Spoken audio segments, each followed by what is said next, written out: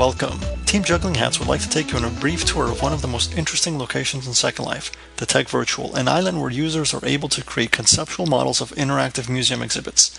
To begin the tour, meet Emil Alphaville, who will show you around the initial landing area of the Tech Virtual.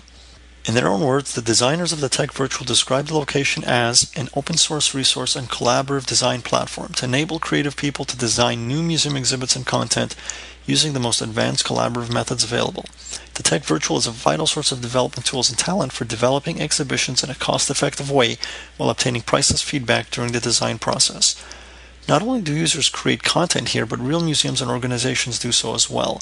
One of the great attractions to this location is the fact that the best designs and concepts have a chance of making it into the real world to be featured at an established museum. As I entered the museum, I passed the theater seeing this NASA exhibit, which I found to be very interesting because I am not one that generally likes science, but if it's presented in a nice and visual manner, I tend to enjoy it quite often. The first poster here on the wall actually took me to a site that was interactive, allowing me to trace space to my house, which I thought to be quite interesting because not often do you think of how your home connects to space. Next was a poster on the anatomy. After studying brain-based learning, I actually found this to be interesting because it actually took me to the site that gave me a visual of the actual body and allowed me to click on videos that actually gave me a little clip of how that affected our body. But most importantly, they had this poster here which you can click on and it eventually takes you to a website that gives you a video, which was quite interesting. Now, this was a great, interesting and visuals exhibit, which I found to like very well. However, there's more upstairs, so let's explore this museum and see what all they have to offer. Thanks, LaDale, for the NASA update. Next, we'll go up a level to the first exhibit on the left, which is a planetarium. As you push through the buttons, it progresses through all the planets of our solar system. As you take a look behind us, oh, that's the SETI program. There's nothing there. We'll take a look at the guitar. He made 5 guitars, and if you click on the progression, you actually get to ride the guitar as it plays a song. What's this? We got a news flash coming in? Uh-oh. Looks like I gotta go. Being called. See ya.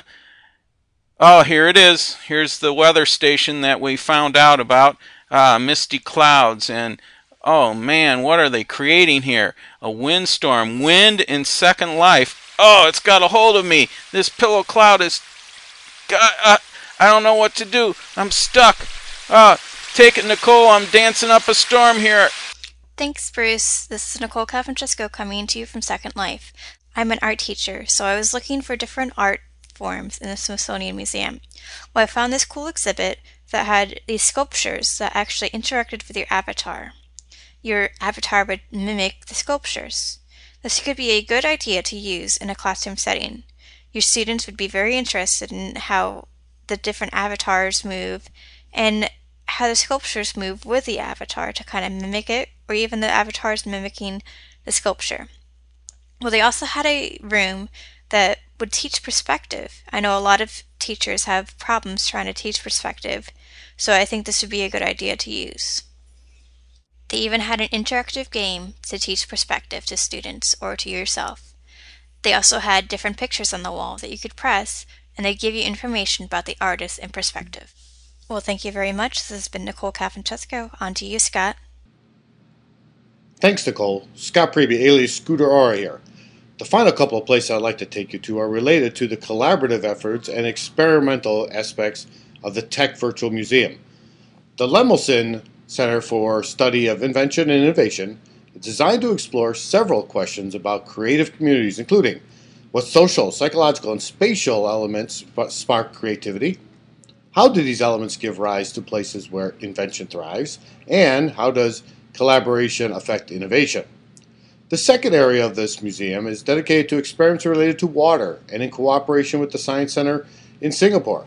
Experiments here have been built in the real world and are backed up by real-world physics and practical applications. Thank you very much for your attention and the opportunity to present this fascinating area within Second Life.